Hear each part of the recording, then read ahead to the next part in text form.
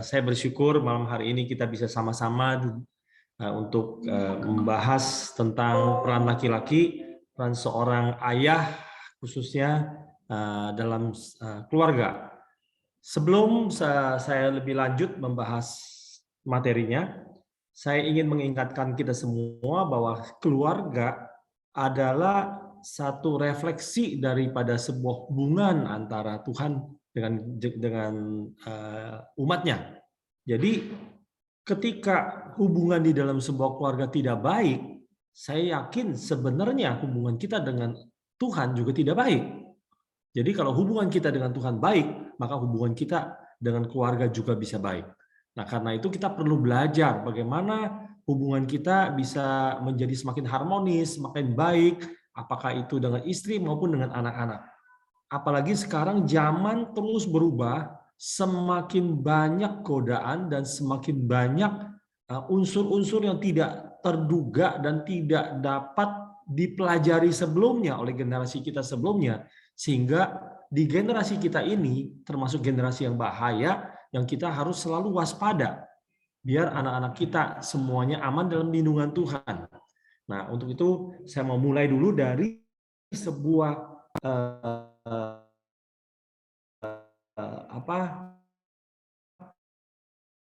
sebuah gambar, slide yang kedua, slide yang ketiga, slide berikutnya. Ya. Nah, di sini ditulis menjadi seorang ayah atau bapak adalah tugas yang diberikan Allah kepada kita. Saya yakin ini kita semua mengerti tentang tugas yang diberikan Tuhan kepada kita. Nah, sebelumnya kita lihat dulu gambar ini. Gambar piramid ini menunjukkan kondisi masyarakat kita. Jadi yang paling banyak di kalangan yang paling bawah ini paling banyak orangnya, menunjukkan sebuah masyarakat yang sangat besar yang di level bawah. Levelnya semakin bawah, orangnya semakin banyak. Dan level semakin ke atas, orangnya semakin sedikit. Nah, saya mau tanya dulu kepada saudara sekalian. Mungkin nanti bisa ada 1-2 yang jawab. Harapan tentang anak kita ada di level yang mana? Apakah Bapak-Bapak bisa sedikit memberikan petunjuk kepada kita malam hari ini? Bagaimana kita berharap anak kita ada di level yang mana? Bisa mungkin Pak David ya yang tadi jadi host kita bisa kasih sedikit pandangan nggak? Sebaiknya atau harapan Pak David anaknya ada di level yang mana nih? Silakan Pak David.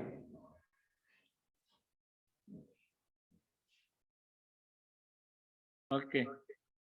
Jadi maksudnya posisi anak ya, pandangan anak terhadap orang tua ya? Bukan. Terhadap ayah? Bukan. Harapan Pak David anaknya ada di level yang mana? Ini adalah struktur yang kedengaran Pak Silas. Masyarakat kita. Sorry, diulang. Suaranya nggak kedengaran tadi. Ya, ini gambar ini adalah gambar struktur di mana masyarakat kita memang adanya seperti ini. Jadi yang level yang paling bawah misalnya karyawan yang bekerja di perusahaan ataupun yang pedagang-pedagang kecil, itu semua ada di level paling bawah. Nah, level paling atas mungkin manajernya, level lebih atas lagi mungkin level direktur, pejabat pemerintah dan sebagainya sampai ke level yang paling atas. Nah, jadi harapan Pak David, anak Pak David ada di level mana? Oh, tentu kita rindu anak-anak itu harus jadi pemimpin gitu kan. Ya berarti level paling atas. Level paling atas ya, Pak. Betul.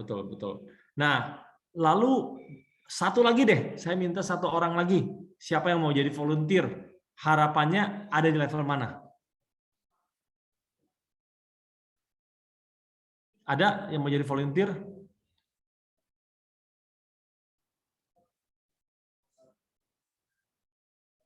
Oke, kalau belum ada saya. Saya juga berharap anak saya ada di level yang paling atas.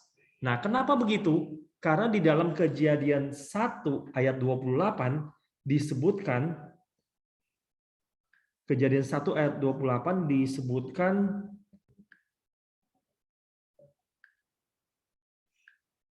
Allah memberkati mereka, lalu Allah berfirman, beranak cuculah dan bertambah. Nah, apa maknanya takluk karena itu? Jadi Tuhan bukan minta kita atau kasih tugas kepada kita untuk beranak cucu saja, tapi beranak cucu yang dapat bisa menaklukkan bumi ini. Ya, menaklukkan bumi itu artinya anak cucu kita bisa menaklukkan hal-hal yang terjadi di bumi. Apakah itu kesulitan, ataukah itu pekerjaan iblis, apakah itu orang-orang yang butuh pertolongan, apakah itu orang-orang jahat.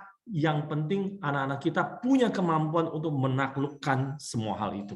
Nah, semakin anak-anak kita ada di level masyarakat yang lebih tinggi, maka kemampuan ataupun jangkauan dia untuk bisa menaklukkan itu akan lebih luas, akan lebih besar.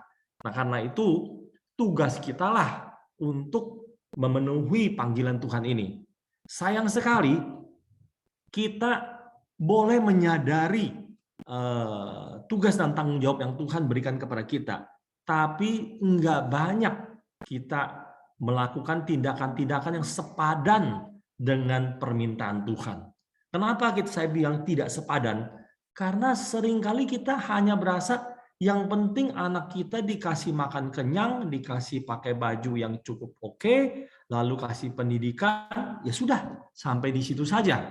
Nah, mungkin di zaman-zaman dulu itu masih lumayan lah bisa dapat nilai 60, tapi di zaman sekarang itu sangat berbahaya. Kenapa? Karena anak kita bisa tergoda oleh banyak hal, bisa diserang oleh banyak hal, sehingga nantinya bukan saja tidak jadi apa-apa, bahkan bisa jadi orang yang berbahaya di masyarakat ini. Nah, karena itu, mari saudara-saudara sekalian, saya ingin kita sama-sama berpikir lebih serius, lebih lebih profesional untuk mengelola masalah ini. Sebab bukan saja hanya anak-anak kita, tapi kita harus berpikir tentang begitu banyak anak-anak di dalam lingkungan yang dapat kita jangkau, ya, anak-anak dari jemaat kita, anak-anak dari teman kita. Bagaimana kalau mereka semuanya ya tidak memenuhi apa yang Tuhan harapkan? Ini sangat disayangkan, betul? Ya. Nah, saya sempat mengeluarkan sebuah statement waktu anak saya married, ya. Saya bilang, kenapa kok hari ini kita aman-aman saja tidak diterkam oleh singa? Ya karena manusia lebih banyak dari singa. Karena kita diperintahkan oleh Tuhan untuk beranak cucu, lebih banyak dari singa. Nah, lalu juga kenapa hari ini juga masyarakat kita aman-aman saja? Karena orang baik lebih banyak dari orang jahat. Kalau orang jahat lebih banyak dari orang baik, maka perang, maka ribut, maka terjadi kerusuhan dan sebagainya. Nah, karena itu ketika kita tidak mendidik anak-anak kita dengan baik, dengan benar, maka anak-anak kita juga bisa jadi orang jahat. Sehingga orang jahat lebih banyak dari orang baik dan kita menyia-nyiakan apa yang Tuhan perintahkan kepada kita. Nah, untuk itu kita sama-sama mau belajar bagaimana supaya anak-anak kita atau kita bisa mendidik anak-anak kita menjadi apa yang Tuhan mau. Oke, kita lihat slide berikutnya. Slide berikutnya bisa.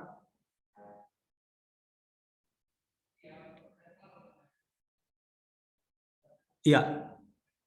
Nah, saya mau membahas beberapa peran seorang ayah atau seorang bapak ya di dalam sebuah keluarga. Ya. Pertama, seorang bapak atau seorang ayah di dalam sebuah keluarga minimal harus menjadi seorang pemimpin. Nah, menjadi kepala keluarga. Di dalam Efesus 5 ayat 25 sudah jelas dikatakan, hai istri, tunduklah kepada suamimu seperti kepada Tuhan, karena suami adalah kepala istri, sama seperti Kristus adalah kepala jemaat. Nah, ketika kita belajar bagaimana menjadi suami yang baik, menjadi bapak yang baik, ya kan, di dalam sebuah kembali kepada hubungan Allah dengan jemaatnya. Bagaimana Allah bertindak, bagaimana Tuhan Yesus bertindak sehingga Tuhan Yesus bisa menjadi kepala, bisa menjadi imam bagi kita semuanya. Nah, ini semua hubungan-hubungan kita di dalam keluarga, dalam rumah tangga, kita belajar dari hubungan Allah dengan manusia. Ya. Nah, untuk menjadi seorang pemimpin, apa yang harus kita lakukan? Terutama kita harus mengasihi dulu. Tidak ada seorang pemimpin yang berhasil tanpa melibatkan kasih. Kalau tidak ada kasih, maka pemimpin itu akan menjadi pemimpin yang otoriter. Ketika dia ada power, dia bisa bertindak apa saja, tapi ketika powernya hilang, maka habislah juga dia. Dan dampaknya sangat buruk bagi masyarakat yang di mana dia berkuasa. Nah, jadi karena itu Tuhan juga mengingatkan ya bahwa yang terutama bagi seorang pemimpin adalah mengasihi. Mengasihi itu kita bisa ngomong, kita sering khotbah di gereja, di mimbar soal kasih gitu. Tapi apakah hidup kita menunjukkan kita mengasihi? Itu urusannya enggak tentu sama, Saudara. Ya bisa saja kita ngomong sampai wah pokoknya orang percaya, orang yakin banget, tapi ternyata hidup kita tidak mengasihi. Kalau begitu tidak ada gunanya, Saudara, ya. Nah, bagaimana saudara-saudara bisa menimbulkan kesan di dalam benak anak-anak saudara bahwa saudara adalah seorang pemimpin yang mengasihi? Itu jalannya cuma satu, Saudara, yaitu dalam kehidupan nyata, dalam berumah tangga, kita menunjukkan kasih yang bisa dirasakan oleh anak dan istri kita. Nah, kalau tidak, maka itu pasti tidak menimbulkan kesan apapun di dalam benak anak-anak saudara. Di sini dikatakan di dalam Efesus itu, hai istri tunduklah kepada suami, ya. Terus juga dikatakan, hai suami kasihilah istrimu.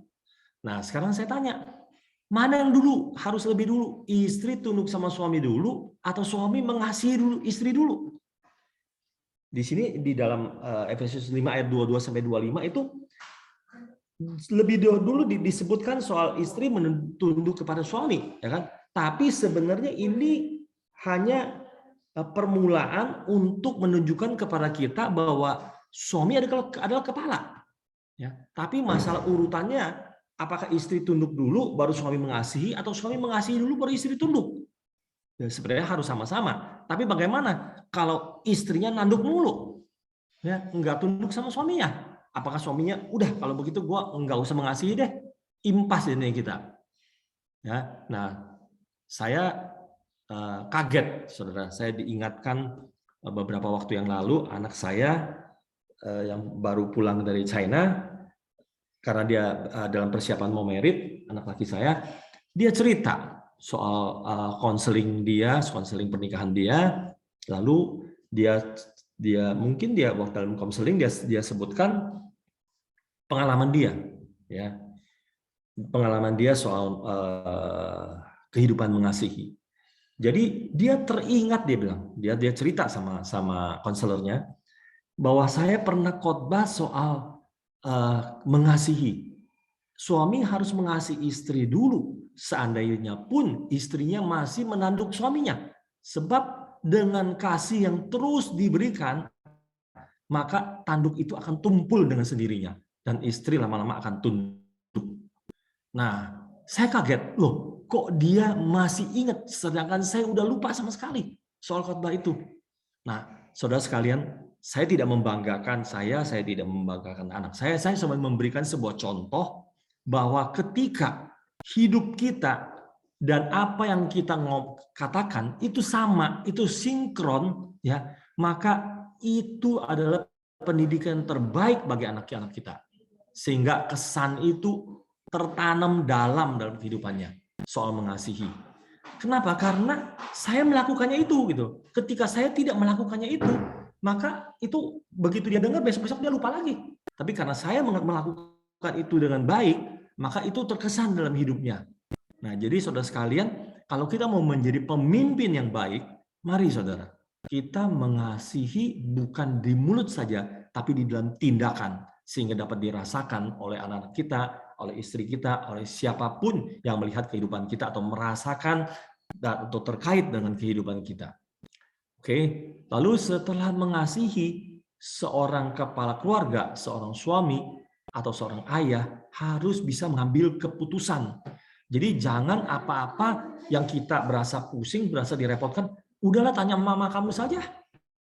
Ya, apa-apa tanya mama kamu saja. Nah, ini seringkali kesalahan yang dilakukan oleh seorang suami dalam keluarga. Ya, suami tidak mengambil keputusan, ya, atau seorang bapak tidak mengambil keputusan. Udah tanya mama kamu saja. Semua tanya mama kamu saja. Nah, lalu kehadiran ayah itu di mana? Kenapa ayah harus ambil keputusan? Kenapa ayah tidak mengambil keputusan? Sedangkan ayah itu kepala keluarga, seharusnya bisa ambil keputusan. Tapi mungkin karena sibuk, karena merasa hal itu tidak penting. Nah, jangan salah saudara. Kadang-kadang hal itu tidak terlalu penting bagi kita, tapi sangat penting bagi anak kita. Karena itu jangan sekali-kali kita menghindar tanggung jawab ini. Ya, kita berasa, oh ya mungkin istri kita lebih pintar, sudah tanya mamanya saja, tanya suaminya, tanya istrinya, mamanya saja, tanya istri kita aja. Ya, enggak begitu. Jadi seorang pemimpin harus mengambil keputusan.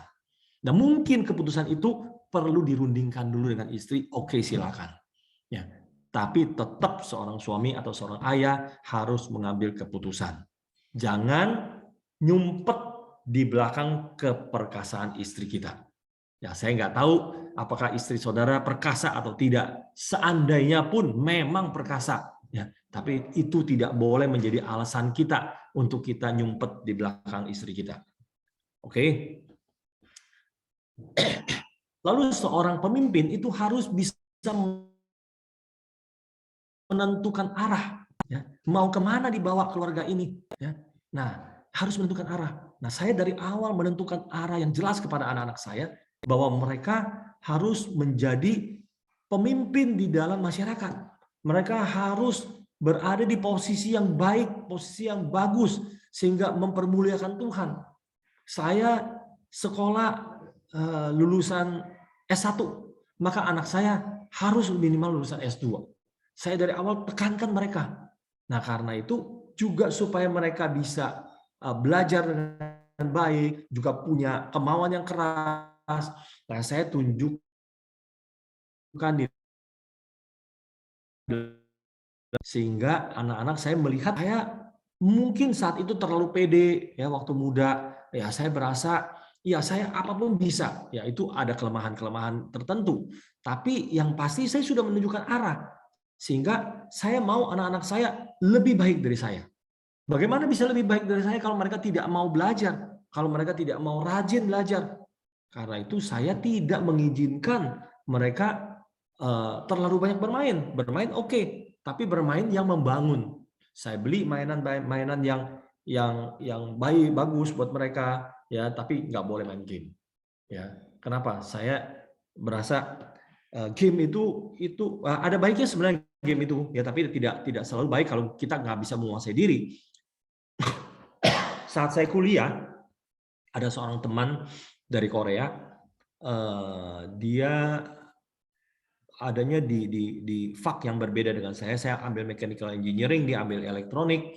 Lalu pekerjaan dia setiap hari main game di sebuah kafe yang di samping kampus kita. Setiap hari main game dan pelajarannya telantar jauh sekali. Nah, itu membekas dalam benak saya sehingga saya berjanji kepada diri saya sendiri bahwa nanti anak-anak saya tidak boleh lagi ada kesalahan seperti ini. Nah, karena itu waktu kecil anak-anak mau main game, saya bilang boleh, tapi main ke rumah teman. Sekali-kali main ke rumah teman, nebeng di tempat teman. Bukan kita nggak mau beliin, tapi kita maunya mereka disiplin, hidup mereka belajar, dan main sesuatu yang lebih berguna. Ya, nanti saya akan jelaskan di poin yang berikutnya. Nah, jadi seorang suami atau seorang bapak atau seorang pemimpin harus bisa menentukan arah. Mau kemana rumah tangga ini dibawa? Mau kemana anak-anak kita ini dibawa? Ya. Nah, untuk Pak John, untuk Pak Edi, ya kan, atau teman-teman hamba Tuhan, ya mungkin tujuan utamanya mau membawa anak-anak mereka untuk bisa menjadi seorang hamba Tuhan yang dipakai Tuhan luar biasa. Ya mungkin ya, saya nggak tahu ya. Tapi itu oke-oke aja, itu baik. Ya. Tapi kalaupun enggak, ya minimal ada arah yang jelas, menentukan arah yang jelas, sehingga nanti anaknya itu kemana dan anaknya itu jadi seperti apa. Ya, nah itu harus dari awal sudah ditentukan. Ya, ditentukan saat kita mendidik anak kita sejak kecil. Lalu seorang pemimpin juga harus bisa memberikan solusi. Jangan ketika ada problem terjadi di rumah tangga kita, di keluarga kita nggak tahu harus bagaimana. Solusinya harus bagaimana. Nah, saya menemui kesulitan besar di dalam bisnis saya ketika anak-anak saya masih kecil. Ketika anak-anak saya baru lahir, anak pertama, kedua, ketiga, bisnis saya mengalami kehancuran. Saat itu saya belum kenal Tuhan, bukan belum kenal ya, sudah kenal tapi saya belum mau bertobat, ya masih bandel, ya masih mengandalkan kekuatan sendiri. Saya berasa saya sangat pintar, saya apapun bisa, bahkan kalau suruh saya urus Jakarta pun saya bisa. Nah ini kesombongan yang luar biasa dan Tuhan tidak suka kesombongan itu. Akhirnya saya menemui kesulitan dalam bisnis saya sehingga bisnis saya bangkrut. Nah ketika bisnis saya bangkrut, bagaimana? Saya harus bisa memberikan solusi, memberikan jalan keluar, dan saya nggak mungkin bilang karena itu sekarang saya lagi susah, udah suruh istri saya kerja aja deh, keluar deh. Enggak, saudara. Saya berjuang, saya membawa keluarga saya membawa rumah tangga saya untuk menuju arah yang lebih sejahtera. Saya coba isi bisnis ini, saya coba bisnis itu, sampai hari ini bisnis saya cukup berhasil, saudara. Nah, itu bukannya berhasil mendadak, tapi tumpukan dari pengalaman demi pengalaman, tumpukan dari kegagalan demi kegagalan, sehingga saya menemukan jalan yang Tuhan berikan kepada saya, dan pada timing yang tepat, pada saat yang tepat saya berhasil. Tapi meskipun saat bisnis saya belum berhasil, saya tetap memberikan pendidikan yang baik kepada anak-anak saya, kesejahteraan yang baik kepada mereka, sehingga mereka bertumbuh dalam suasana yang aman, suasana yang ya menyenangkan, saudara. Nah, itulah tanggung jawab sebagai seorang suami atau sebagai seorang bapak atau sebagai seorang pemimpin. Nah, saya sangat heran kalau ada laki-laki yang marah, yang mudah ngambek, ya, sehingga bermasalah bagi anak-anaknya. Tentu saja bermasalah dulu di rumah tangga. Setelah itu baru terjadi masalah sampai dampaknya kepada anak-anak. Saya bersyukur ketika saya susah, saya tidak mengalami hal itu. Karena saat saya jatuh susah, saat itu saya sudah bertobat, saya sudah mengerti kebenaran firman Tuhan, dan saya punya kemauan yang keras untuk saya mau bangkit. Dan saya percaya ketika saya jatuh karena kesombongan saya, tapi ketika saya bertobat dengan sungguh-sungguh dan saya percaya sama Tuhan, saya mengandalkan Tuhan, maka akan diberikan waktu yang tepat oleh Tuhan untuk saya bisa bangkit kembali. Nah, karena itu dalam hal menjadi seorang pemimpin, saya merasa Tuhan mengasihi saya dan juga memberikan arahan yang begitu jelas kepada saya untuk saya lakukan itu. Nah, saudara sekalian, sekali lagi saya tidak menyombongkan diri saya, tapi saya juga mau minta masukan daripada anak-anak saya. Ya, bagaimana sih kesan mereka terhadap saya? Ya, dan ini ada sedikit jawaban daripada anak saya. Saya bacakan ya. Ya, dari anak saya yang paling besar, ya, anak saya Putri. Saya tanya dia, ya, maksud saya mau kasih input ya supaya kita bisa berpikir apakah tindakan saya membekas di dalam jiwa anak kita atau enggak? Kalau membekas, bekas apa yang ditinggalkan? Nah, itu bisa merefleksi apakah tindakan kita tepat atau tidak. Ya, kalau tidak tepatnya di mana? Salahnya di mana? Kenapa tidak menimbulkan kesan yang baik atau tidak membawa dampak yang baik bagi dia? Nah, anak saya Putri, dia saat ini sudah menikah dan bekerja di sebuah perusahaan namanya GoPay, sebelumnya di Gojek, sekarang di GoPay jadi senior manager dengan posisi yang cukup baik, cukup bagus. Dia lulusan S1 Fakultas Kimia di Hong Kong, lalu setelah bekerja 2 tahun di sini sebagai di perusahaan konsultan, kemudian saya mendorong dia untuk ambil S2. Lalu dia pergi ambil S2 di Singapura, di NTU, dan lulus sebagai dengan gelar MBA, dan dia dapat pekerjaan yang sangat oke gitu, cukup baik. Dan dia memberikan pendapat dia seperti gini. Saat saya merenung tentang peran penting ayah saya dalam kehidupan keluarga kami, hati saya dipenuhi oleh rasa terima kasih yang mendalam. Beliau telah memberikan teladan hidup tentang bagaimana menjadi seorang yang sabar, bijaksana, dan dapat diandalkan. Saya merasa sangat beruntung dan diberkati karena memiliki sebagai contoh hidup saya. Nilai yang selalu ditunjukkan ayah saya dalam kehidupan sehari-hari ada dua. Satu, kepemimpinan. Papi selalu menunjukkan kepemimpinan yang kuat dan teguh. Inilah yang telah mendorong dan menginspirasi saya untuk mengejar tujuan hidup saya sendiri dan selalu berusaha menjadi versi terbaik dari diri saya. Yang kedua, cinta dan penerimaan. Dengan tanpa pamrih dan penuh pengorbanan, Papi telah mencurahkan cintanya kepada keluarga kami. Beliau membesarkan kami dalam rasa aman dan percaya diri yang begitu kuat, sehingga kami tidak perlu mencari pengakuan dan cinta di tempat lain.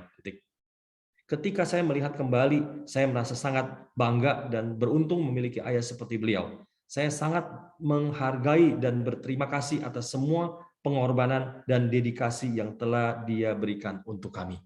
Nah, saudara sekalian, sekali lagi dijauhkan dari Tuhan untuk kesombongan. Ya, saya tidak sama sekali tidak bermaksud untuk itu. Ya, saya hanya memberikan contoh ya bahwa ketika kehidupan kita sebagai seorang ayah, ya, yang begitu memperhatikan keluarga, memberikan perhatian, memberikan waktu, maka pasti usaha kita tidak sia-sia. Anak kita akan dididik di dalam keadaan yang baik, di dalam lingkungan yang baik, sehingga mereka bertumbuh seperti apa yang kita harapkan. Nah, bayangkan kalau mereka tidak bertumbuh seperti apa yang kita harapkan dan tidak bertumbuh seperti apa yang Tuhan harapkan, maka pekerjaan-pekerjaan berikutnya akan sangat berat. Ya, mereka harus mengalami pemulihan ini, mengalami pemulihan itu, ya sehingga mereka dibawa kembali kepada jalan yang benar. Nah, saudara sekalian, mulailah dari diri kita untuk menghidupi firman Tuhan dalam kehidupan kita sehingga kita menjadi contoh. Kita bukan hanya cuap-cuap, bukan hanya teori yang melarang anak kita begini, begitu, dan sebagainya, tapi kita sungguh-sungguh melakukannya dalam kehidupan kita sehingga mereka terkesan, sehingga ini membekas dalam hidup mereka. Oke, ya saya lanjutkan lagi ya, kita lihat di screen berikutnya. Screen berikutnya. Oke. Seorang bapak atau seorang kepala keluarga itu juga harus menjadi imam, harus berfungsi sebagai imam, ya. Nah, saya nggak bacakan lagi, ini ada di Efesus 5 ayat 26 sampai 27, terus ayat 6 sampai 4, dan di Yohanes 17 ayat 6 sampai 12 itu adalah doa Tuhan Yesus kepada Bapa surga di surga untuk murid-muridnya. Dan seorang imam itu harus hidup kudus. Kalau kita tidak hidup kudus, bagaimana kita bisa berdoa kepada Tuhan untuk anak-anak kita supaya mereka hidup kudus? Doa kita tidak didengar oleh Tuhan. Nggak ada gunanya kita berdoa kepada Tuhan untuk anak-anak kita. Gunanya sangat sedikit. Kenapa? Karena kita tidak menjaga kekudusan. Nah, jadi seorang bapak kalau mau menjadi imam, dia harus kudus hidupnya. Dulu zaman perjanjian lama ketika imam itu tidak kudus, ya masuk ke dalam ruang Maha Kudus, mati saudara. Ya. Dan jadi sekarang juga sama. Kalau kita tidak kudus, kita masuk ke ruang Maha Kudus, mati rohani kita, mati jiwa kita. Ya, sehingga apa yang kita lakukan itu semua nggak ada gunanya, saudara. Ya, sia-sia. Jadi kalau tanpa kekudusan, jangan bicara soal imam. Kalau mau jadi seorang imam yang baik, kita harus kudus dulu. Itu tidak bisa ditawar, saudara. Ya, jangan coba-coba untuk saya tidak terlalu kudus. Bukan begitu. Kudus ya kudus, enggak kudus ya enggak kudus. Ya, jadi pertama kita harus hidup kudus. Kedua, kita harus terus mendoakan anggota keluarga kita. Seorang imam terus mendoakan umat-umatnya. Ya, imam itu harus berdoa untuk anggota keluarga kita. Saya tidak pernah miss kalau anak saya ulang tahun, siapapun dia, saya pasti tumpangin tangan, pasti doakan. Kalaupun dia ada di tempat lain, di luar negeri, saya tetap hubungin untuk mendoakan. Ya. Dan setiap hari saya juga mendoakan apakah istri saya, anak-anak saya, dan seluruh anggota keluarga saya. Nah, seorang imam punya tugas untuk mendoakan. Ini penting sekali. Ya. Baik efeknya sehingga Tuhan mendengar ataupun terhadap diri kita. Kenapa? Karena ketika kita mendoakan hal itu dengan sungguh-sungguh, maka kita juga bertindak supaya doa itu tercapai di dalam tindakan kita sehari-hari. Nah, ini menjadi peringatan, artinya doa itu juga mengingatkan kepada diri kita untuk mewujudkan apa yang kita harapkan.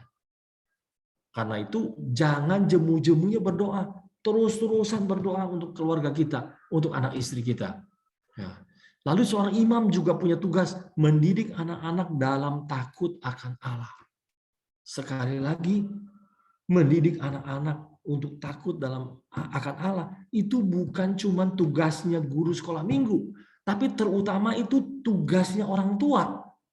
Ketika orang tua tidak melakukan tugas itu, maka tugas guru sekolah minggu menjadi berat sekali dan mustahil bisa lakukan itu dengan baik. Jadi tugas dan tanggung jawab itu ada di kepala keluarga, di bapak dan yang dibantu oleh ibu. Dan karena itu mari saudara, kalau kita sendiri tidak takut akan Tuhan, bagaimana kita mendidik anak-anak di dalam takut akan Tuhan? Kalau hidup kita hanya takut di dalam perkataan saja, dalam mulut saja, tapi tindakan kita tidak menunjukkan bahwa kita menghormati Allah, memposisikan Allah kita di posisi yang paling penting, yang paling utama dalam hidup kita, bagaimana kita bisa membawa anak-anak kita untuk disiplin, untuk takut akan Allah.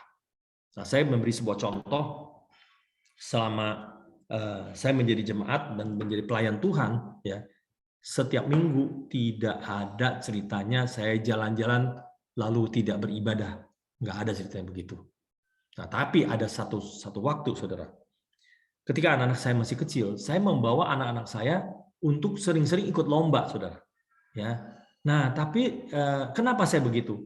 Karena saya ingin mereka merasakan bahwa mereka tuh adalah seorang pemenang. Dan piala di rumah saya lebih dari 100, saudara, piala anak-anak.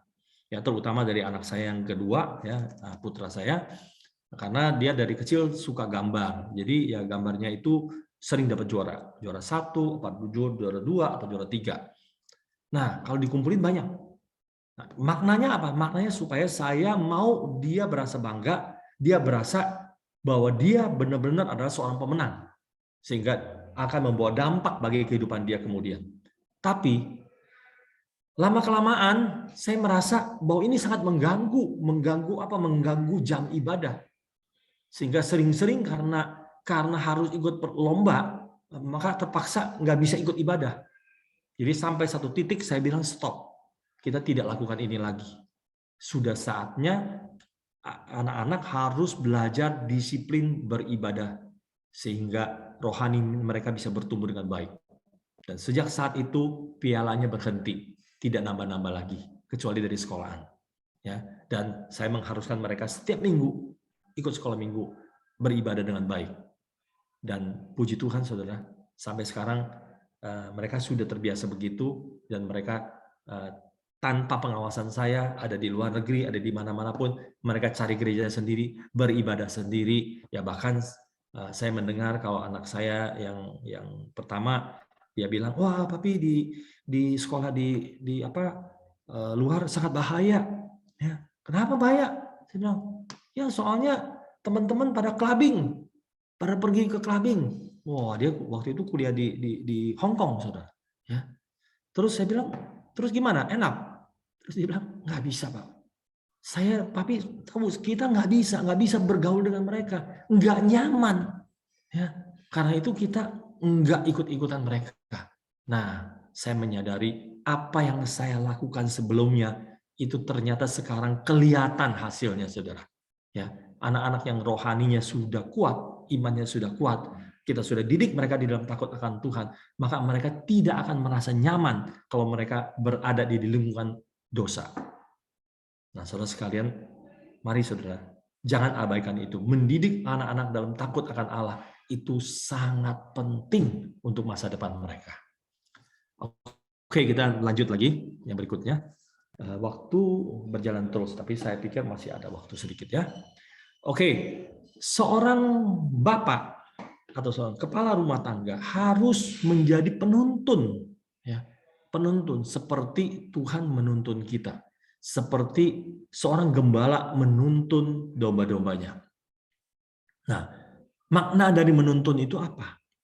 Pertama, melindungi dari si jahat, tentu saja. Ya, anak-anak merasa nyaman, merasa aman dalam tuntunan kita.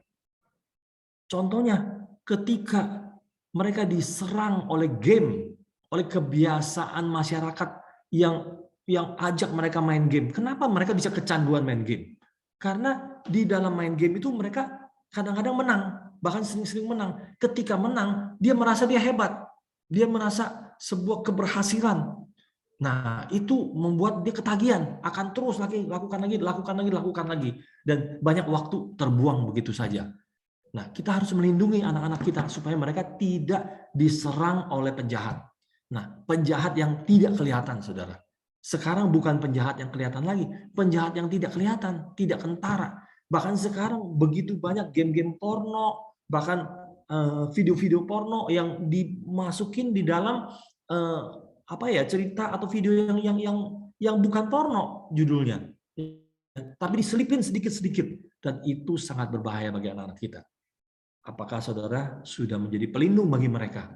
Kalau saudara tidak perhatikan hidup mereka, saudara tidak akan tahu bahwa itu terjadi serangan kepada anak-anak saudara. Terus kita juga harus menciptakan suasana yang membangun. Seorang penuntun harus menciptakan suasana yang membangun. Contohnya waktu kecil anak-anak saya belikan mainan-mainan yang bisa menambah kreativitas mereka. Saya nggak berikan robot perang-perangan. Saya nggak pernah belikan pedang, ya, atau pistol-pistolan. Enggak, itu nggak ada gunanya untuk mereka. Ya, saya berikan Lego meskipun mahal. Ya, saya berikan itu sehingga mereka belajar. Mereka mau coba membuat sesuatu. Nah, itu membuat jiwa mereka bertumbuh ke arah yang positif, saudara. Saya memberikan buku-buku bacaan yang sangat banyak. Buku-buku bacaan tentang apa? Tentang orang-orang yang terkenal di dunia. Presiden-presiden yang terkenal. Pemimpin-pemimpin dunia yang terkenal. Dokter yang terkenal. Ya, ilmuwan yang terkenal. Nah, saya membeli banyak sekali buku-buku seperti itu. Sehingga dari kecil mereka suka membaca. Dan mereka termotivasi untuk menjadi orang di level atas. Kenapa? Karena orang di level atas itu bisa menjadi berkat yang lebih besar bagi lebih banyak orang. Oke? Lalu mengatur langkah hidup anak yang belum dewasa. Nah, ini penting sekali, Saudara.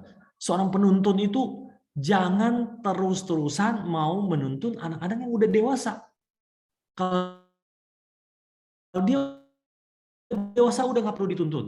Di awal, kalau belum dewasa itu dia harus dituntun terus, ya, supaya langkah-langkah hidupnya benar, ya, ke arah yang tepat. Kalau dia nggak dituntun, dia akan liar, dia akan berantem sembarangan, dia akan ngomong sembarangan, ya. Nah, kita perlu atur langkahnya. Kalau langkahnya tidak diatur, bisa berantakan, saudara, ya. Nah, atur langkahnya termasuk bagaimana ya, dia harus main dengan siapa kita harus kenal, kita harus tahu. Jadi saat anak saya SD dan SMP, semua teman-temannya kita kenal semua dengan baik.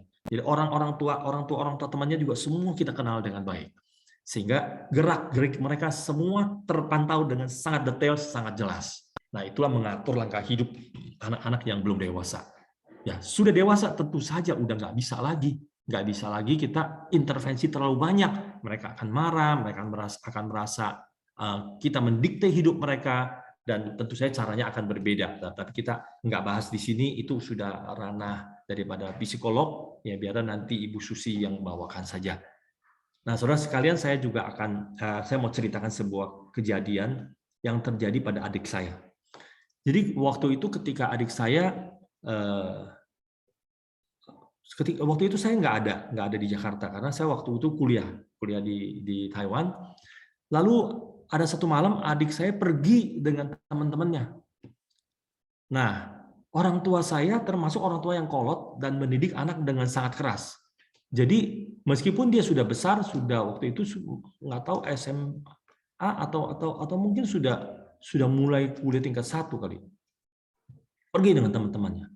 Nah, pergi dengan teman-temannya, hidupnya kurang gitu beres. Jadi ceritanya mungkin ke diskotik, lalu dia dengan temannya berdua bawalah 2 orang teman wanita untuk menginap di sebuah seperti hotel mobil itu ya, yang bawahnya parkir mobil, atasnya kamar.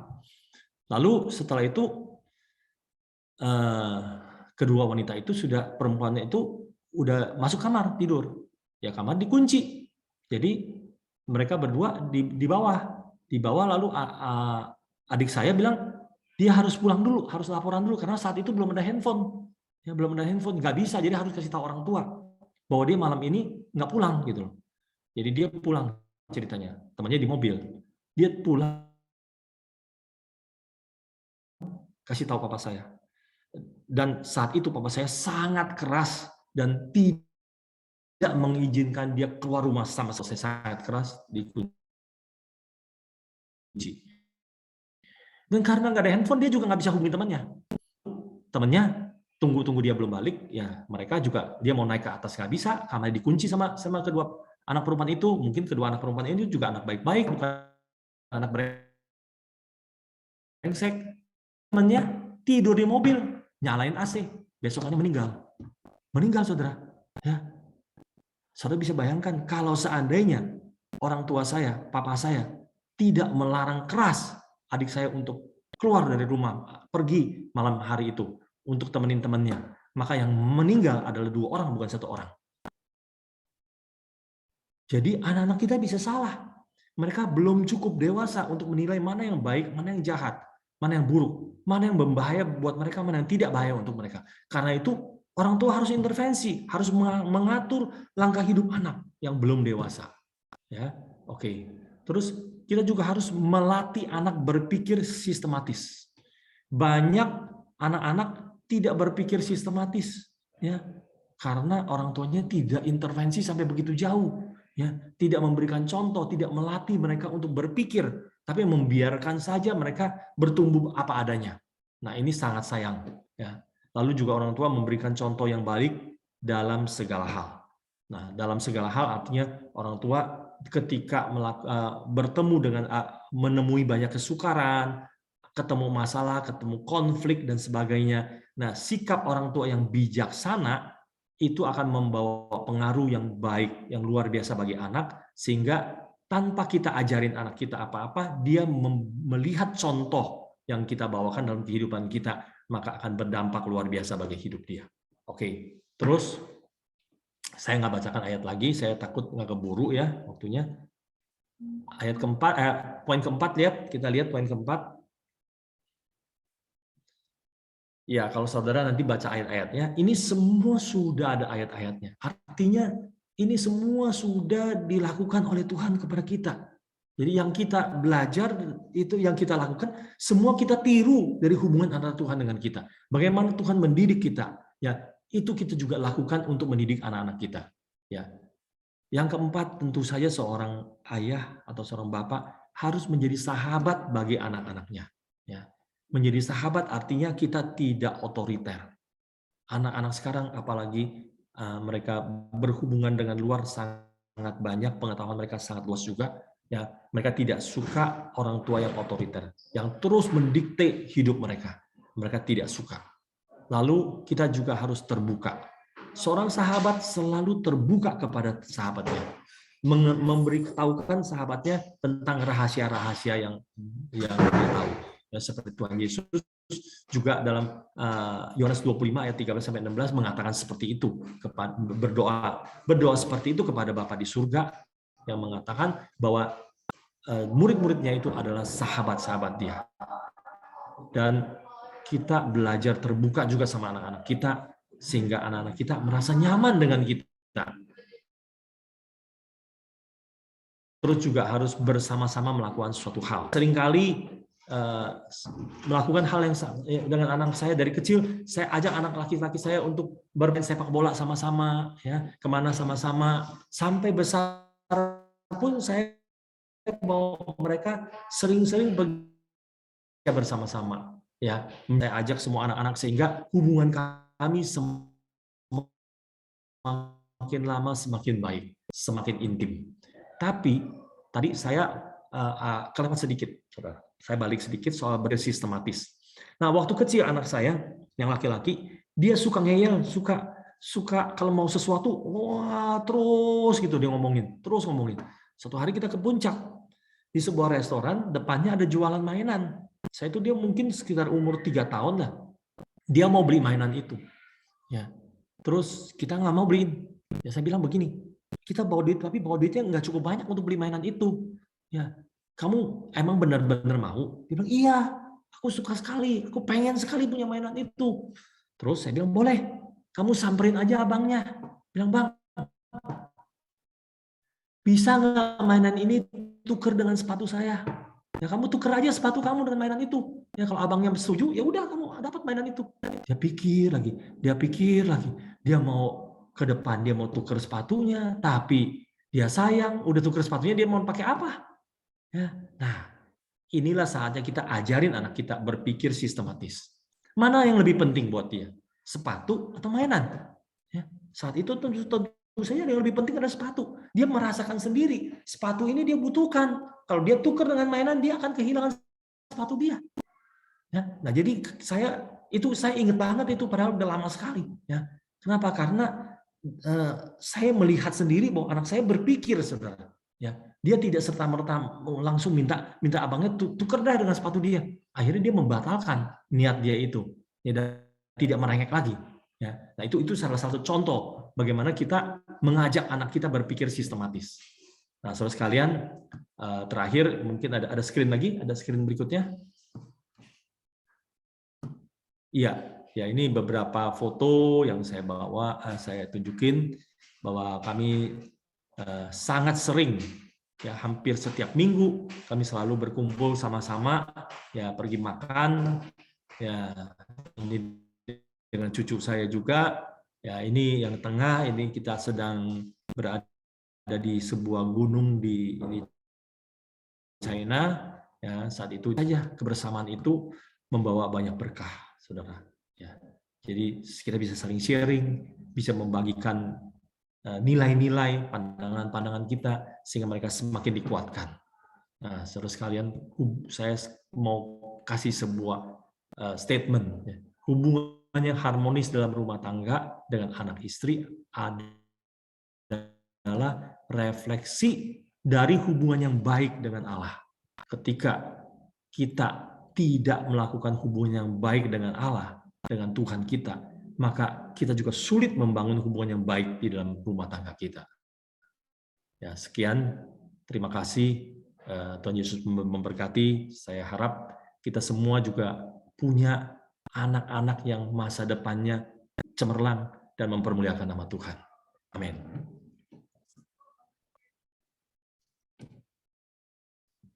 Ya, mungkin Baik, ada. terima kasih Pak Silas untuk materi yang sudah disampaikan, mengingatkan kembali kepada kita tentang peran ayah terhadap keluarga. Jadi ada 4 hal penting yang memang betul-betul harus kita perhatikan. Ya, kita harus jadi pemimpin, jadi imam, jadi sahabat, dan kita jadi penuntun ya, atau pelatih dan menjadi sahabat. Nah, mungkin ada rekan-rekan pejabat gerejawi yang mungkin ada pertanyaan terkait dengan materi yang sudah disampaikan. Silakan kita buka ruang tanya jawab di sini. Bisa kita langsung buka audionya ya, atau ini, atau bisa juga di chatting. Silakan.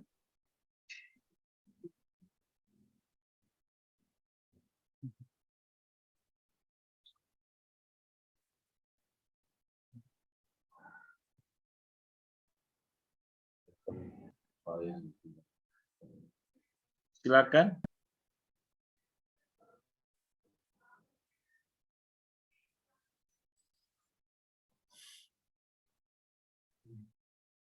Oh ya, ada maksudnya ini ada Pak Alsen menanyakan di ini, maksudnya ayat yang mana Pak? Ayatnya tidak salah. Yang terakhir slide-nya Pak. Itu Yohanes nggak sampai 25 itu, Yohanes sampai 21.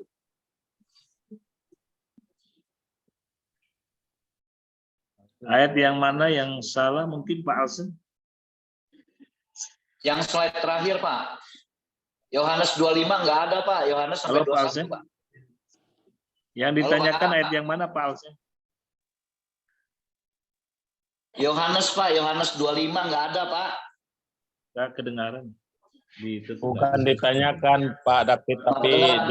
di pengoreksian. Ya, mungkin ada salah pencatatan Yohanes tidak ada sampai ayat 25. 25.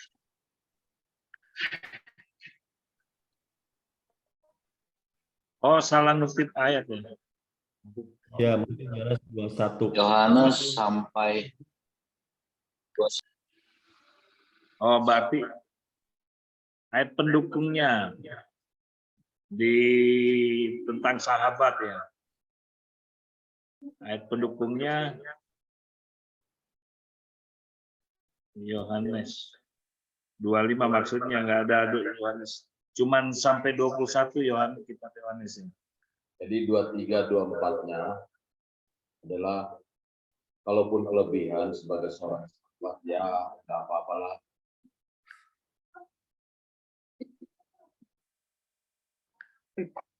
Nah, itu mungkin di itu Yohanes berapa 15 Ya, yang kalau jadi sahabat. itu kan katanya sampai ayat 21.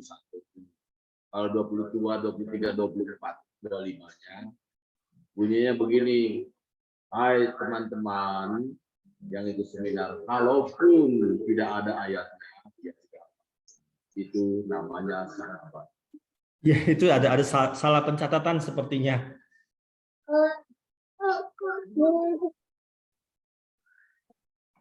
Pak Yohanes tuh yang mau nanya mah. Jadi maksudnya itu ayat yang menunjukkan bahwa aku tidak menyebut aku menyebut kamu sahabat ya. Aku tidak lagi menyebut kamu, Ya, betul. tapi menyebut kamu sebagai sahabat. Oh, Pak Yohanes tuh dari tadi tuh dibuka kamera. Silakan. 15 maksudnya itu bukan 25. Ketik itu Yohanes 15, Pak. Ya. Oke. Ya, koreksi itu Yohanes 15.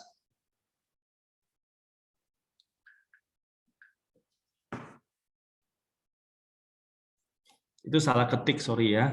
Yohanes 15 bukan 25.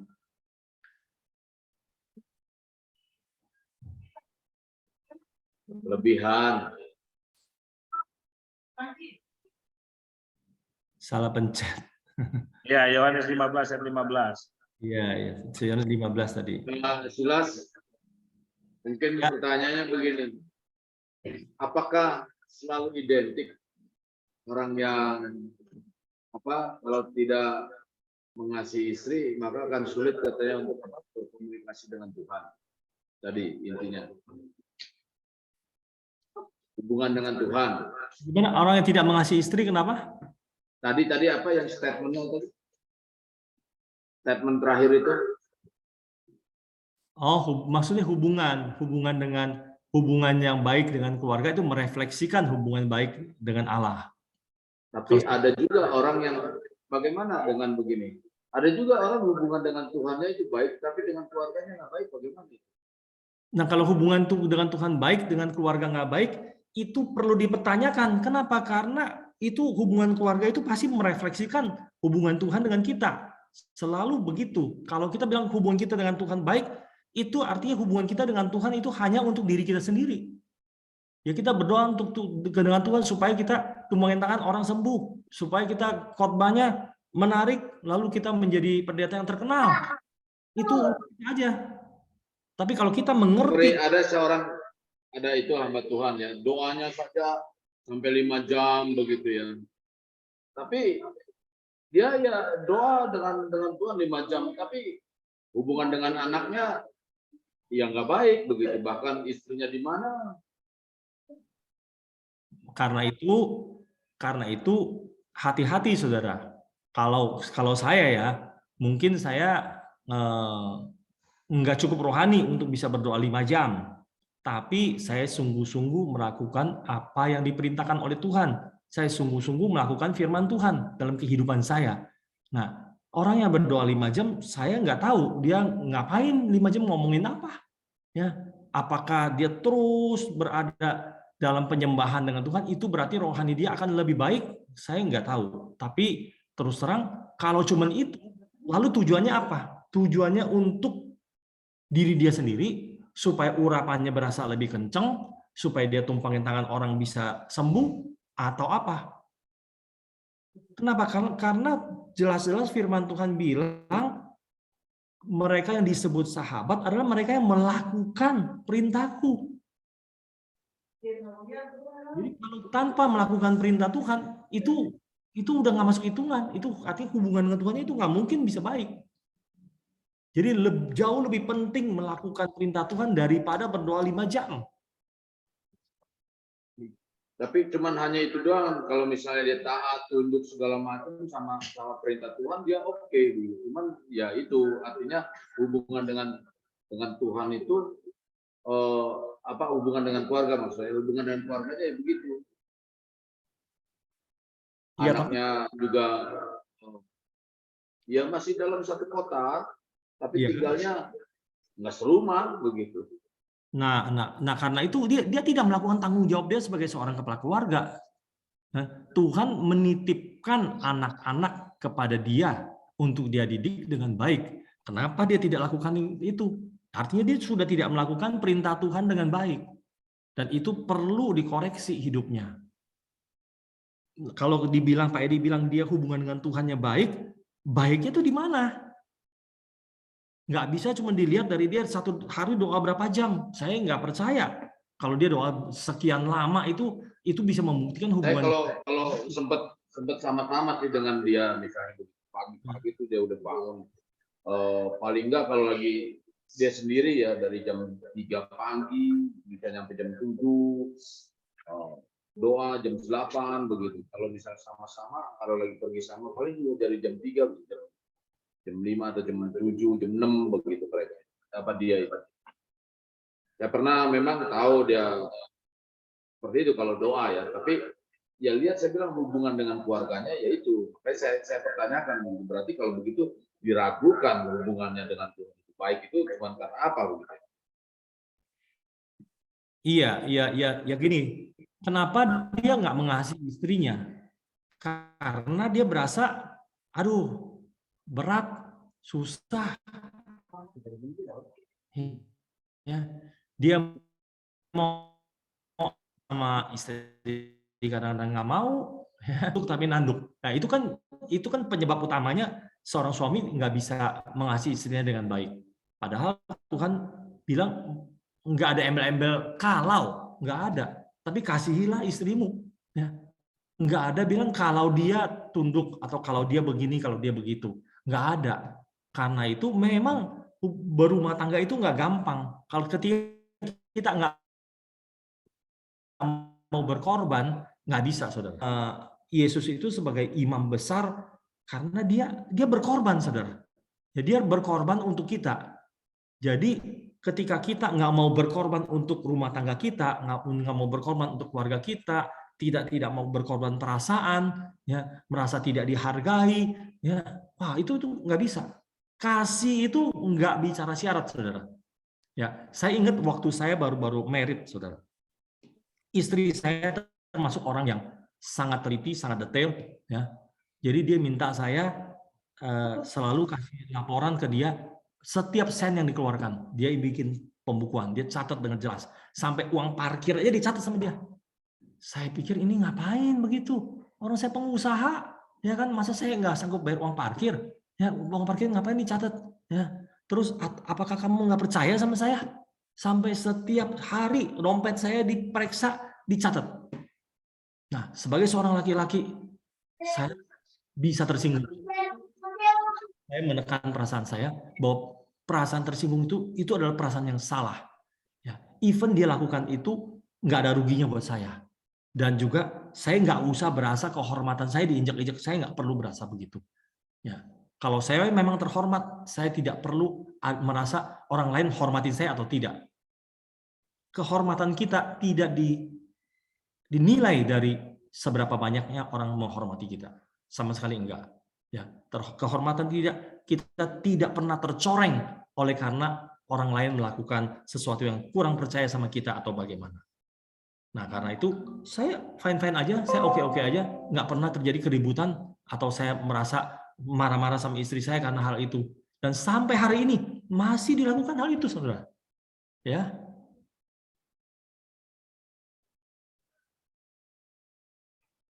Oke, mungkin yang lain. Ada pertanyaan yang lain? Berarti ya, kalau pertanyaan Pak Edi tadi ya, orang itu harus bertobat, ada sesuatu hal yang tidak baik dalam diri orang itu ya. Ya, kita aliran Pantai Costa bahaya, gampang-gampang, maksudnya mudah salah mengerti tentang hubungan dengan Allah. Ya, berpikir hubungan dengan Allah selalu diukur dari berapa jam dia berdoa. Ya, bukan itu, saudara. Ya. Tuhan Yesus tidak pernah katakan itu, tapi Tuhan Yesus bilang, kalau tidak melakukan perintahku, maka dia bukan sahabatku. Ya, bagaimana hubungan dengan Tuhan bisa baik kalau itu bukan sahabat? Jadi yang paling penting adalah melakukan perintah Tuhan atau tidak. Oke, Pak Silas, di sini kan ada beberapa hamba Tuhan yang menitipkan sebuah pertanyaan. Nah, bagaimana kalau seorang hamba Tuhan itu, dia sudah berusaha untuk melakukan 4 hal ini, ya bagi dia, menurut dia, udah oke gitu, 4 hal ini. Walaupun memang ada kekurangan sedikit lah. Tetapi dari pihak istri dan anak-anaknya ini ya enggak memang betul-betul mendukung pelayanannya. Nah, bagaimana solusinya seperti itu? Maksudnya dia sudah melakukan 4 hal ini dengan baik, lalu anak istrinya tidak mendukung pelayanannya. Memang dasarnya, ya, maksudnya dasar kehidupan istri atau anaknya lah yang memang masalah. Oh, ya. Itu kan melihatnya kan keluarga begitu kan, dilihat kan kepala keluarga. Iya, betul. Kepala keluarganya oke gitu, tapi tidak didukung oleh istrinya lah. Ya kan contoh-contoh seperti itu kan ada di Alkitab juga, seperti Daud lah. Iya, memang bisa aja hal itu terjadi karena kalau istri susah ngomong ya Pak ya, kalau istri susah ngomong. Tapi kalau anak, yang pasti anak itu kan nggak langsung dia umur 15 tahun. Itu dari umur 1, 2, 3, 4, pelan-pelan dia naik menjadi dewasa. Nah, ketika dia umur 2 tahun, 3 tahun, bapaknya lagi ngapain? Apakah menemani dia dengan baik atau tidak? Nah, saya barusan nggak lama baca sebuah tulisan dari seorang psikolog. Katanya begini, IQ seorang anak, ya, tinggi atau rendahnya IQ seorang anak, tidak hanya ditentukan oleh buku apa yang dia baca, tapi justru lebih banyak ditentukan oleh seberapa sering ya kita sebagai orang tua ajak dia berbicara, ajak dia komunikasi, ajak dia ngobrol. Nah, semakin banyak orang tua mengajak anak itu ngobrol, semakin banyak orang tua ajak anak itu berkomunikasi, dia akan bertumbuh menjadi anak yang semakin pintar. Nah, karena orang tua mengabaikan, anak itu kena tipuan iblis, anak itu diserang oleh iblis. Jadi artinya nggak mungkin anak itu menyimpang ya tanpa orang tua melakukan itu, nggak mungkin. Kenapa? Karena orang tua yang mendidik mereka, orang tua yang melindungi mereka. Artinya kan kita tidak melindungi dengan baik. Ya, sehingga dia menyimpang. Ya, tentu saja kalau istri mendukung itu akan lebih baik. Istri kerja sama itu harus dukung. Nah, itu juga ada satu problem. Saya selalu ngomong sama teman-teman saya, ya, seringkali perceraian itu sebagian besar karena salah suami. Seandainya pun yang nyeleweng itu istrinya. Ya, kenapa kamu tidak didik istri kamu dengan baik? Kenapa kamu tidak arahkan istri kamu, tidak membawa istri? Kan kamu imam, kan kamu kepala keluarga. Ya, salah jemaatnya itu salah imamnya. Ya, dua-duanya salah. Ya, imamnya juga salah karena tidak menyampaikan firman dengan benar, tidak menuntun ya istrinya dengan benar. Jadi nggak bisa bilang, oh seorang hamba Tuhan udah melakukan semuanya dengan baik, ya, tapi istrinya nggak benar, anak-anaknya nggak benar. Pasti ada bagian dari diri dia yang nggak benar juga. Kecuali ya memang ada rencana Tuhan kita nggak tahu. Seperti Ayub, ya, Ayub yang begitu setia sama Tuhan, tapi anak-anaknya nggak beres, istrinya bahkan suruh Ayub sumpahin Tuhan. Ya. Nah itu istri macam apa itu? Tapi kenapa bisa terjadi begitu kita nggak tahu juga. Ayub setia sama Tuhan, yang menyembah Tuhan dengan baik, ya. Tapi istrinya kok bisa begitu? Ya saya pikir pasti itu ada sesuatu yang merupakan kekurangan Ayub di hal itu. Ya, tidak membawa istrinya untuk bisa juga bersekutu dengan Tuhan dengan baik, tidak membawa anak-anaknya untuk takut akan Tuhan. Karena itu iblis ada celah bisa masuk. Ketika iblis nggak ada celah bisa masuk, kan nggak mungkin, ya, karena celah itu ada di anak-anak dan istrinya.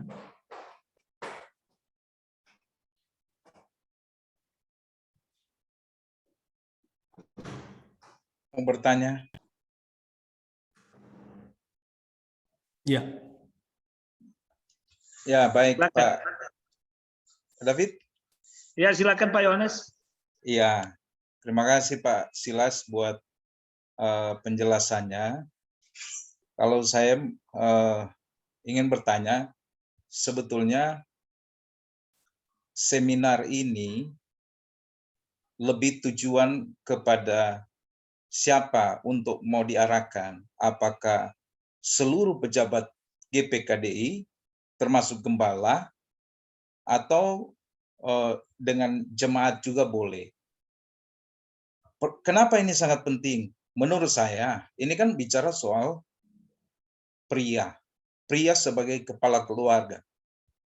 Nah, kalau pria juga, dia tidak tunduk dan taat kepada organisasi, itu menurut Pak Silas gimana? Apa pandangan Pak Silas? Karena menurut saya cukup prihatin kalau melihat dari antusias yang ikut acara ini. Kita nggak bisa cuma bilang dari tataran rumah tangga. Kan ini bicara tunduk juga. Pria juga dari berbagai aspek itu. Maka tadi ada yang komentar, orang berdoa 5 jam itu bukan ukuran. Saya sangat setuju, bukan ukuran itu dia dekat dengan Tuhan.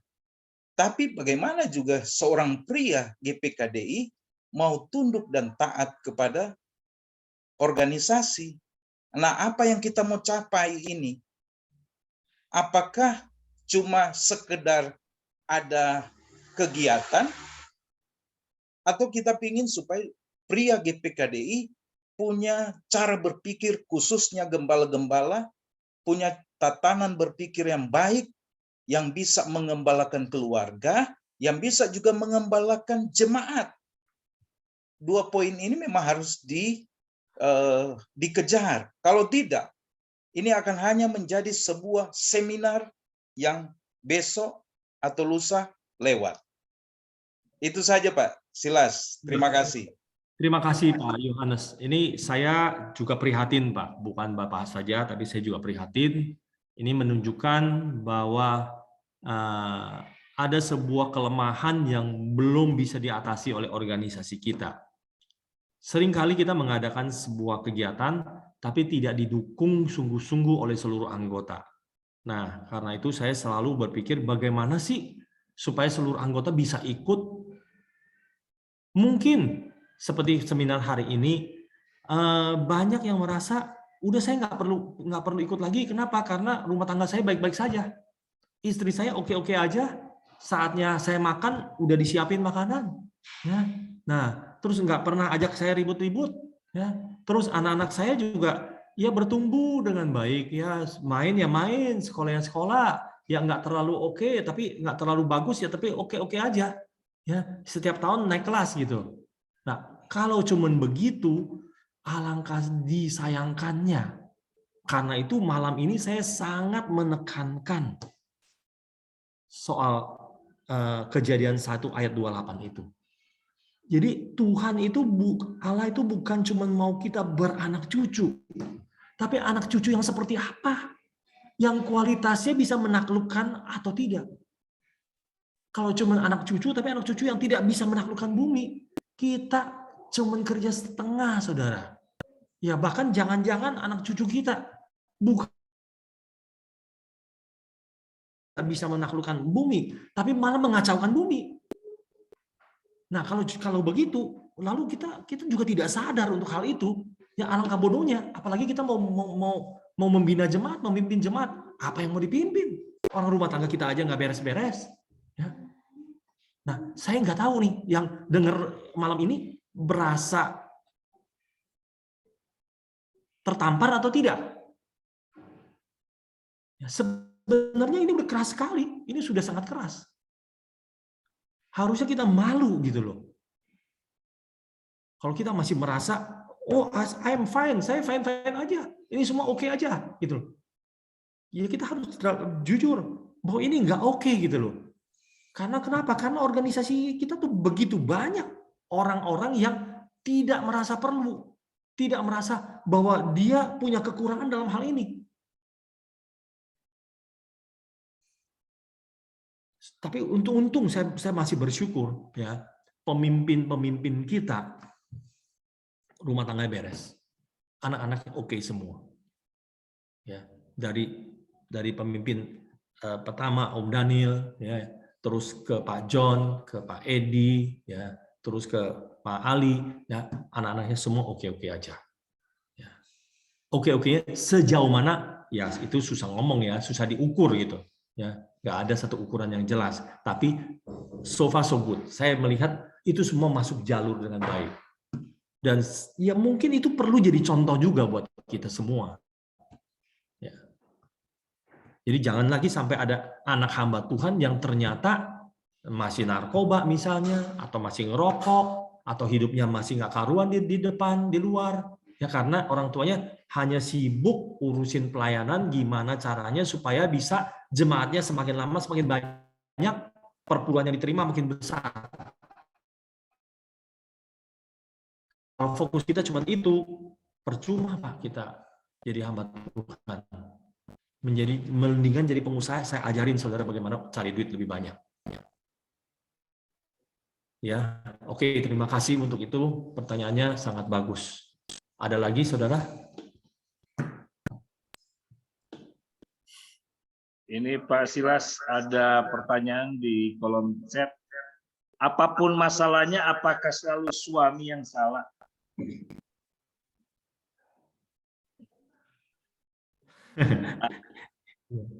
Iya, gini loh. Suami punya tanggung jawab yang lebih besar daripada istri. Nah, ini kita harus jujur, saudara. Ya, mungkin awalnya bukan suami yang salah, istri yang salah, tapi suami meresponi dengan cara yang salah. Jadi jadilah tragedi rumah tangga atau rumah tangganya nggak beres-beres. Ya, karena suami itu imam, yang jadi imam bukan istri, suami. Berarti Anda tidak cakap memimpin. Ya, bahkan di Alkitab dikatakan seorang yang tidak bisa memimpin rumah tangganya dengan baik, dia tidak layak menjadi pemimpin di gereja. Ya itu saya pikir jawabannya itu.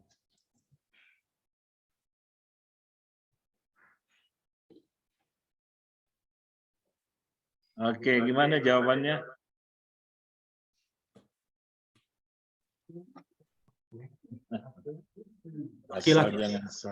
Laki-laki sering menghindar tanggung jawab, Pak. Emang itu udah dari sononya. Dari zaman Adam juga, Adam bilang apa ketika terjadi kesalahan, terjadi dosa, ya kan? Nah, Adam bilang itu perempuan yang engkau taruh di sampingku itu. Nah, gara-gara dia tuh, ya. Jadi tanggung jawab siapa?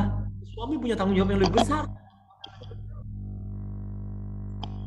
Pak, boleh bertanya lagi, Pak Silas? Ya. Berkaitan dengan pertanyaan yang disampaikan tadi Pak David. Dan ini sebenarnya berkaitan dengan pertanyaan Pak David sebelumnya begitu. Jadi bahwa Bapak tadi menjelaskan tuh bahwa apapun sepertinya letak kelemahannya itu, letak persoalannya itu di suami gitu. Nah, Cuma masalahnya gini, membangun rumah tangga kan bukan hanya betul bahwa suami adalah pemimpin yang bertanggung jawab 100% dalam segala hal. Tetapi kan bukan, maksudnya gini, membangunnya kan bukan hanya satu orang, berarti itu kan dari dua orang yang jelas ada di satu rumah yang sama begitu. Artinya apa? Dua orang yang saling berjuang, yang satu memang mengasihi, yang satu juga harus tunduk begitu kan? Idealnya begitu. Tetapi kan kalau hanya salah satu, misalnya suaminya melakukan tugasnya, fungsinya dengan baik dan segala sesuatu dia melakukan dengan benar dan tepat, tapi sebelahnya nggak mendukung nih, atau sebaliknya begitu. Nah ini kan yang jadi persoalan. Dari kalau saya lihat dari penjelasan dari Bapak tadi bahwa apapun suaminya masalahnya gitu, suami menjadi objek yang membuat persoalan atau rumah tangga itu tidak harmonis, tidak baik, tidak bahagia dan sebagainya. Jadi mungkin menurut Pak Sila sendiri gimana? Karena kalau begitu berarti yang disebut berjuang bareng-bareng untuk membangun rumah tangga, untuk yang kata saling di antara mereka berdua ini nggak berlaku. Berarti hanya suami, apapun yang kelemahan apapun yang terjadi dalam rumah tangga ya suami gitu loh. Gitu Pak. Bukan Pak, bukan begitu. Jadi maksudnya gini, memang betul harus saling, harus kerjasama, harus saling.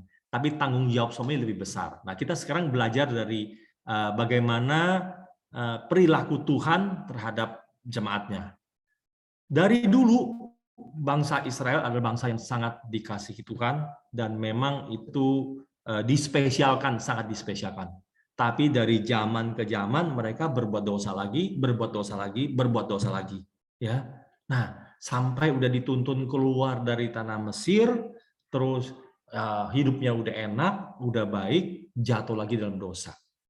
Terus begitu berulang-ulang.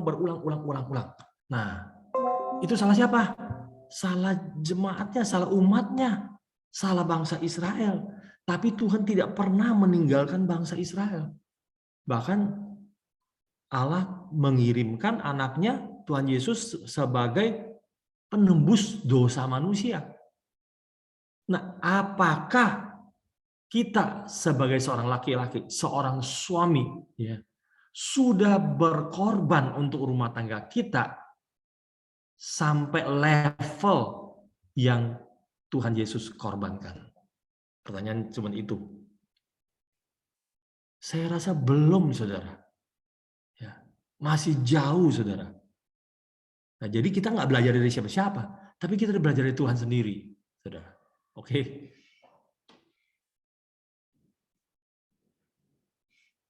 Bagaimana?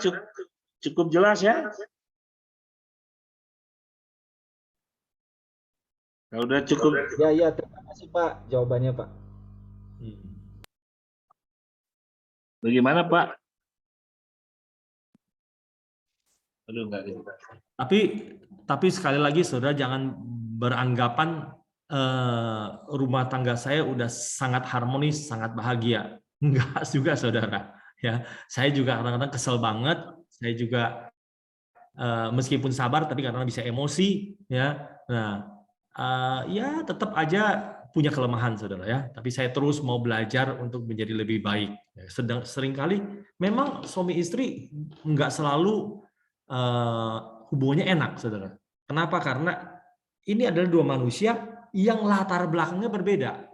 Ya, nah, seringkali perilaku kita itu dipengaruhi oleh latar belakang kita, latar belakang kehidupan kita, dan itu terjadi banyak defect atau banyak cacat-cacat dalam kehidupan kita, sehingga terjadi gesekan, terjadi konflik.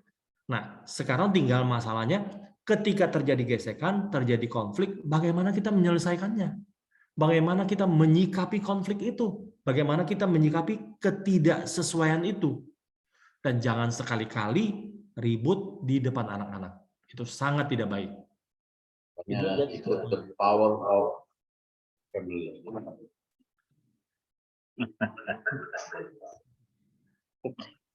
Jadi harus tahu pokok permasalahannya, terus cari solusi bersama ya. Ada kuasa pernikahan. Nah, jadi ada usul dari Pak Edi, ya kita harus ikut the power of family atau apa namanya? married for life. Ya, silakan ikut aja. Oke. Mungkin masih ada yang lain? Oh, ini katanya ini ada yang kirim WA apa namanya di kolom chat ini, bagi TikToker suami selalu salah, istri selalu benar, anak ikut aja. Bantu jawab. Cuma tulus. Oh. Ya, Pak Silas bisa dibantu jawab katanya ini. Ya, suami nggak selalu salah gitu. Bukan bilang kalau ada masalah selalu suami yang salah, enggak. Ya memang banyak masalah juga bisa jadi istri yang salah. Ya. Jadi sekarang gini, kalau istri kita salah lalu bagaimana? Sebenarnya dalam rumah tangga itu bukan cari siapa yang benar, siapa yang salah. Ya. Tapi bagaimana menyikapi kesalahan itu. Menyikapi dengan bijak, menyikapi dengan dewasa. Emangnya kalau istri kita salah kita harus tonjok dia? Atau kita harus ceraikan dia? Kan enggak. Ya kan? Nah, kalau kita berfungsi sebagai imam, ya tentu saja kita harus bisa bawa dia kepada jalan yang benar kalau dia salah. Ya, bisa menunjukkan kebenaran kepada dia. Cara menunjukkannya macam-macam. Nah, misalnya contohnya istri saya. Ketika dia melakukan sebuah kesalahan, saya tunjukin kesalahan dia marah, saudara. Kenapa? Dia berasa dari muda gue tuh diguruin sama lu terus. Lu selalu suruh gue begini, menyalahkan gue begini, menyalahkan gue begitu. Nah, dia marah. Lalu saya bagaimana caranya? Ya sekarang saya udah enggak tunjukin lagi kesalahan dia. Enggak lagi. Ya sudah.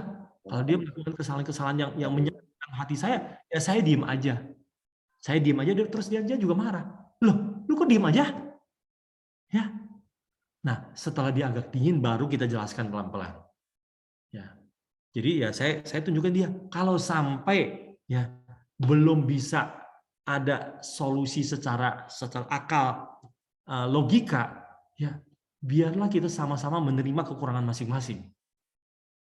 Berdoa kepada Tuhan sehingga Tuhan mengubahkan kita masing-masing. Dan seringkali karena begitu selesai, saudara. Yang menjadi nggak selesai kenapa? Karena suami merasa dilecehkan. Kita merasa harga diri kita tidak dihargai. Nah, akhirnya kita melakukan sesuatu yang tidak baik, yaitu kita menggunakan otoritas kita dengan salah. Jadi bukan bukan selalu salahnya di suami, bukan. Ya, mungkin salahnya juga dari istri, tapi suami tidak menyikapi dengan bijak sehingga kesalahan itu melebar dan akhirnya konflik itu jadi lebih besar. Itu saja jawaban saya. Oke, waktunya mungkin sudah jam 8. Saya serahkan kepada yang bagian Departemen Keluarga. Walaupun acara pria, tapi wanita di sini. Ibu Ciska di sini. Mau ngambil foto dulu katanya. Foto dulu kali ya. Ya, silakan. Opan, masih adakah Opan? Siap, ada. Duit suami, duit istri. Duit istri punya, Pak. Mari Bapak-Bapak bisa buka kameranya.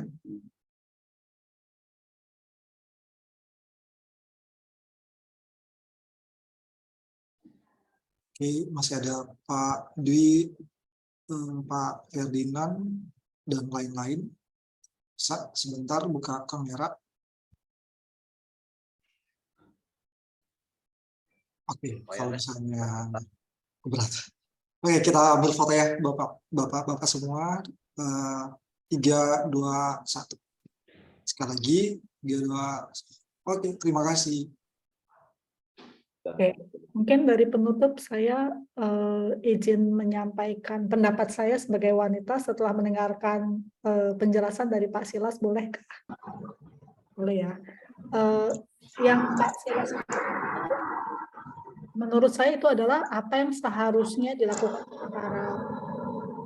para ayah berdasarkan firman Tuhan. Betul ya Pak Silas ya? Ya. Kalau Pak Silas mengajarkan apa yang menurut Pak Silas benar dari firman itu salah. kan kita hamba Tuhan, jadi Pak Silas juga sebagai kepala keluarga, sebagai suami yang sudah mengarungi rumah tangga berapa tahun, Pak? Berapa tahun ya? Anak saya udah 30 tahun ya, 31, 32 lah. 31, 32. Itu udah banyak berantem pasti pernah ya, Pak? Nggak pernah berantem. Nggak pernah berantem. Semuanya ditutup dengan kasih Kristus ya. Begini, saya sebagai wanita, sebagai istri melakukan bagian saya, yaitu tunduk membantu suami. Kalau suami punya pandangan tertentu, saya ikutin aja. Karena kan dalam rumah tangga nggak boleh ada dua nahkoda, prinsipnya. Kalau ternyata suami salah, bagaimana? Ya kita kasih, tapi kasih bukannya boleh pendapat gue yang benar gitu. Bukan begitu juga caranya, tapi dengan cara khasnya wanita merayu, mengasih taunya timingnya yang benar, yang pas gitu. Ketika suami tidak lagi pulang kerja capek dikasih tahu, oh, salah gini. Wah, suami bisa langsung rambutnya berdiri semua gitu, karena keluar asap dari kepala gitu. Tapi kita cara kasih taunya dengan keahliannya sebagai seorang wanita, apa itu cari timingnya yang pas, waktu yang tepat, ketika moodnya udah enak, udah seger, udah mandi, udah makan, perut kenyang, baru pelan-pelan kita kasih tahu gitu. Begitu juga kalau suami kasih tahu ke istri, tadi Pak Silas sudah jelasin cara-caranya supaya tidak pernah terjadi konflik gitu. Kalau saya sebagai istri, sebagai wanita sudah melakukan tugas dan tanggung jawab saya seperti yang dikatakan oleh firman Tuhan, taat kepada suami, tunduk kepada suami sebagai kepala, seperti kita tunduk kepada Kristus gitu ya, kan kita menganggap suami kita sebagai pimpinan, sebagai imam, seperti kita taat kepada Kristus, otomatis suami pasti akan sayang sama istri. Dulu waktu saya baru kawin juga gitu, saya merasa saya pinter, saya dikasih tahu suami saya nggak suka, saya ngotot gitu, nggak bisa begini, akibatnya hampir tiap hari berantem, perang mulut gitu. Tapi ketika saya makin setelah menikah bertahun-tahun, saya mulai belajar, pengalaman, jadi perempuan, jadi istri nggak boleh mengalahkan suami dalam tanda petik itu, tapi tetap menghormati dia. Jadi saya yang ngomongnya baik-baik, cari waktu yang tepat, ngomongnya nggak keras-keras, tapi ngomongnya kalau dulu galak-galak, sekarang ngomongnya pelan-pelan lebih lembut. Dan akibatnya apa? Suami saya tambah sayang sama saya gitu. Jadi ya apa yang Pak Silas tadi katakan sudah betul. Jadi kalau bapak-bapak merasa tidak happy, tidak setuju dengan apa yang Pak Silas katakan, mungkin perlu introspeksi gitu ya. Selama ini kalau kasih tahu ke istri salah, caranya bagaimana gitu. Dan nggak usah tunggu-tungguan. Kamu hormati saya dulu, baru saya mau mengasihi kamu. Tapi kita masing-masing melakukan apa yang firman Tuhan katakan. Sebagai suami, ya kasihilah istri, gitu. Sebagaimana mengasihi diri sendiri. Seperti Kristus mengasihi jemaat. Ya. Oke, saya nggak mau panjang-panjang kasih ceramah, nanti kita 1 jam lagi ngobrolnya. Mungkin begitu saja, Pak David. Oke, terima kasih Bu Siska. Jadi memang saya kira kita sebagai pejabat gerejawi ya memang seperti apa yang disampaikan oleh Pak Silas tadi, 4 hal itu ya memang harus ada di dalam kehidupan kita. Walaupun memang dalam perjalanan hidupnya terkadang memang istri atau mungkin anak kita perlu dalam keluarga ada aja yang menentang atau tidak sepandangan dengan kita atau mungkin mereka tidak sejalan dengan kita, ya tetap kita harus praktek dan patuh pada firman Tuhan seperti yang disampaikan tadi ya. Memang seperti apa yang tadi muncul juga TikTok berkata seperti itu ya, itu berkaitan dengan konten ya, suami selalu salah, istri benar ya. Tapi kalau seperti si Pak tuliskan tadi, ini seminarnya pria, jadi ya kita tetap karena di sini apa katanya tadi ya, sorry, kenapa lagi hilang di sini?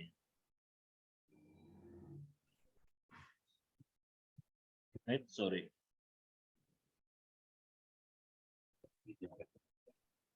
Oh, ya intinya lah, walaupun ini kita tetap mengikuti apa yang disampaikan lah, ikuti firman Tuhannya. Oke, ini yang bisa saya sampaikan. Mungkin kita akan akhiri acara ini. Terima kasih Pak Silas sudah menyampaikan materi dengan baik. Ya, di sini ada Pak Ali. Mana Pak Ali? Silakan Pak Ali, kita tutup acara ini. Silakan pada Pak Ali untuk menutup acara ini. Silakan. Ya, halo, shalom. Ya, saya ada di mobil ini. Dan saya nggak pakai kamera deh. Terima kasih Pak Silas buat sharingnya. Ya. Tadi ya kalau kita melakukan peran kita, pasti dampaknya ke istri sih. Ya, pasti dia akan ikut. Sekalipun mungkin ada hal-hal tertentu yang dialami, istri tetap nanduk ya. Kalau istri tetap nanduk berarti istrinya ada masalah kejiwaan tuh. Masih masuk ke ketemu dengan konselor. Jadi dia mesti di ini lagi. Kalau selama suaminya melakukan seperti tadi Pak Silas ajarkan, mestinya istri ngalami lebih disayang lah, ya kan? Tadi di kesaksian Bu Siska ya. Thank you buat semuanya, kita terus belajar ya. Jangan berhenti untuk terus belajar. Mari kita akan berdoa ya, mengucap syukur Tuhan buat hari ini kami bisa belajar sama-sama, diingatkan bagaimana kami sebagai pria yang sudah menikah ataupun belum menikah, kami yang sudah menikah dipercayakan menjadi suami, menjadi ayah, atau menjadi akong, atau menjadi opa, biar hidup kami memang menjadi contoh. Yesus menjadi teladan kami, bahwa kami adalah kepala, yaitu menjadi sumber. Kami kepala pria adalah Kristus, kepala Kristus adalah Bapa. Dari sumber kami melekat pada Bapa, pada Yesus, dan mengalirkan kebenaran, kekudusan, kasih Bapa, sehingga lewat semuanya akan dialirkan kepada keluarga kami, pada istri, anak-anak kami, sehingga mereka juga bisa merasakan Tuhan di dalam hidup mereka. Tuhan ampuni kami, seringkali kami jadi pria-pria yang egois, yang lepas tanggung jawab, yang tidak punya kasih, tidak punya kesabaran. Seringkali kami selalu menuntut dan menghakimi pasangan kami, ataupun mungkin pasangan kami lebih hebat dari kami merasa tersaingi Tuhan. Ampuni kami, biarlah kami tetap berjiwa besar, sekalipun pasangan kami lebih pintar, lebih hebat dari kami, tapi kami bisa menempatkan diri kami dan menempatkan pasangan kami pada tempatnya, sehingga kami bisa bersinergi, bisa berjalan bersama, membangun rumah tangga, baik Tuhan, pelayanan kami juga, bisnis kami juga mungkin yang dipercayakan dengan bisnis, sehingga Tuhan dimuliakan lewat semuanya. Tolong kami Tuhan, kami sadar banyak sekali tantangan-rintangan yang kami harus hadapi. Ya Tuhan, tekanan-tekanan dunia ini yang ada menyerang kehidupan kami pria-pria. Biarlah kami tetap melekat pada Tuhan, melekat pada firman-Mu, melekat pada Roh Kudus. Sehingga dengan kemampuan, pertolongan Tuhan dan Roh Kudus kami disanggupkan melewati semua dan tetap berdiri pada posisi yang benar di mana Tuhan mau kami berdiri. Sehingga kami ada transformasi terjadi dalam hidup kami, dalam keluarga kami, pekerjaan kami, dan pelayanan kami. Bersyukur buat semuanya, berkati Pak Silas yang sudah bagikan ini, dan berkati istri dan anak-anaknya, berkati mantu cucunya, berkati semua yang dikerjakan berhasil. Tuhan dimuliakan lewat keluarga ini. Berkati Departemen Keluarga yang sudah men-setting acara ini, seminar ini. Kami diberkati teman-teman kami yang belum bisa ikut, biar mereka nanti akan masih lihat dari YouTube Sinode, mereka juga akan belajar bersama-sama. Terima kasih Tuhan, terpuji nama-Mu dan berkati seluruh kegiatan kami ke depan, Tuhan yang menuntun. Malam ini kami mau istirahat, dan kami supaya tidur sampai sebuah pagi dan tubuh yang sehat, dan melakukan kegiatan kami selanjutnya. Ulurkan tangan-Mu dan berkati kami, Tuhan memberkati Engkau dan melindungi Engkau, Tuhan menyinari Engkau dengan wajah-Nya dan memberikan Engkau kasih karunia. Tuhan menghadapkan wajah-Nya kepadamu dan memberikan Engkau damai sejahtera. Nikmati dan alami berkat-berkat yang berlimpah pada segala hal. Demi nama Bapa, Putra, dan Roh Kudus, demi nama Yesus Kristus. So kita percaya berkata, amin.